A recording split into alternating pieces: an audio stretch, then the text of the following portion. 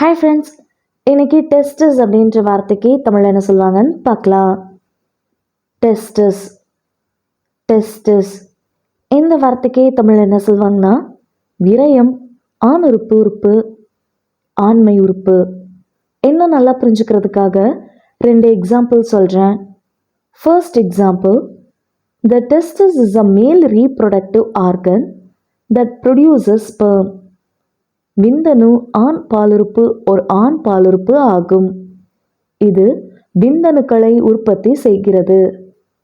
Second example, injury to the testis can affect fertility in மென்.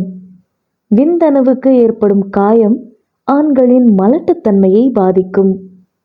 இன்னொரு வீடியோவில் வேற ஒரு ஆங்கில வார்த்தைக்கு தமிழ் என்ன சொல்லுவாங்கன்னு பார்க்கலாம். அது வரைக்கும் பாய்.